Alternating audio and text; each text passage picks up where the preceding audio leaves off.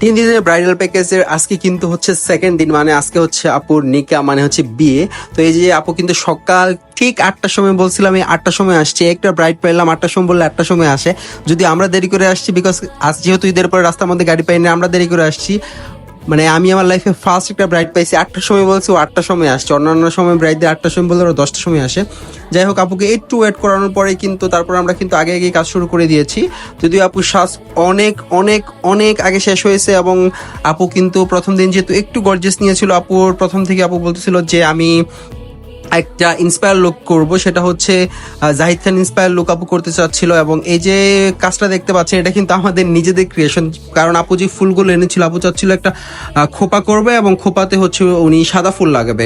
তো আপু যে ফুলগুলো এনেছিল, ফুলটা একটু কম ছিল। তো আমরা ভাবলাম যে কি করা যায়। তো এই যে যে লেসগুলো দেখতে পাচ্ছেন, এই লেসগুলো কিন্তু আমরা লাগিয়ে দিলাম, এবং সুন্দর, খুবই সুন্দর একটা বান কিন্তু হয়েছিল, এবং আপু কিন্তু সেটা খুবই পছন্দ করেছে। এবং সবচেয়ে মজার ব্যাপার হচ্ছে, আপু কিন্তু ওনার হাজবেন্ডকে ভিডিও কলে দেখিয়েছে, এবং হাজবেন্ডও কিন্তু খুবই খুবই খুবই পছন্দ করেছে। যাই হোক, পরে কিন্তু একটা সারপ্রাইজ আছে আপুর জন্য এবং আপনাদের জন্য।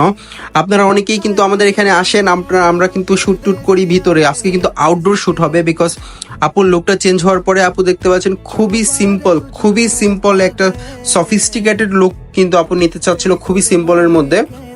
গর্জিয়াস লুক কিন্তু আপু একদমই পছন্দ করে না, সেজন্য বলছিল ভাই আমি খুবই সিম্পল একটা লুক নিব। হ্যাঁ, এই যে দেখতে পাচ্ছেন। আর আপুর যে গোল্ড গুলো, সেটা কিন্তু পড়েছিল একদম রিয়েল গোল্ড, দুবাই গোল্ড আপু পড়েছিল। কারণ আপু কোনো আর্টিফিশিয়াল জিনিস ইউজ করতে চাচ্ছিল না, সেই জন্য।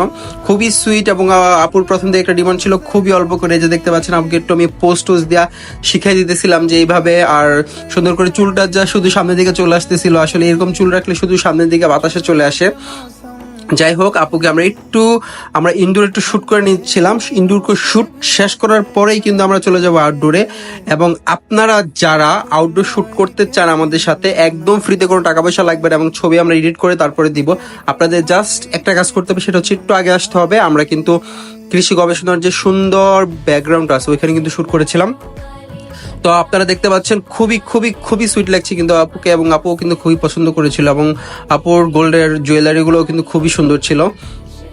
তো এই যে আমরা কিন্তু ভিতরে কিছু শুট নিয়ে, শুটের কথা যেটা বলছিলাম, তো কেউ যদি শুট করতে চান আমাদের সাথে, ফ্রিতেই আমরা শুট করে দেবো ডিএসএলআর ক্যামেরা দিয়ে, এবং ছবি এডিট করে দিব।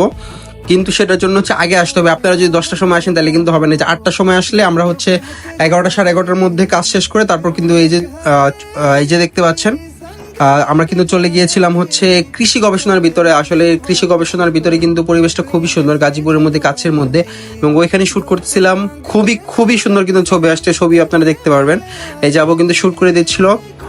আমাদের নিজস্ব পার্সোনাল ক্যামেরাম্যান কিন্তু ছিল আপুর সাথে, এবং খুবই সুন্দর কিছু শুট এবং ক্লিপ কিন্তু নিয়েছে, যেটা আপনারা ফিউচারে দেখতে পারবেন।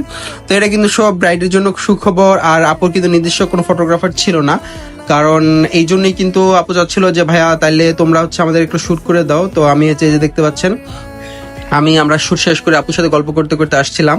তো কেমন লাগছিল শুট এবং সবকিছু মিলে, আপু কিন্তু আমাকে বলছিল যে খুবই সুন্দর লাগছে। এই যে দেখতে পাচ্ছেন, আমাদের ফটোগ্রাফার কিন্তু আপু ছবি দেখছে ফটোগ্রাফার কাছ থেকে, ছবিগুলো কেমন হয়েছে, এবং আপু কিন্তু খুবই পছন্দ করেছে ছবিগুলো। তো ছবিগুলো আপনারা কিছুদিনের মধ্যে দেখতে পারবেন। তো কেউ যদি এইভাবে ফটোশুট করতে চান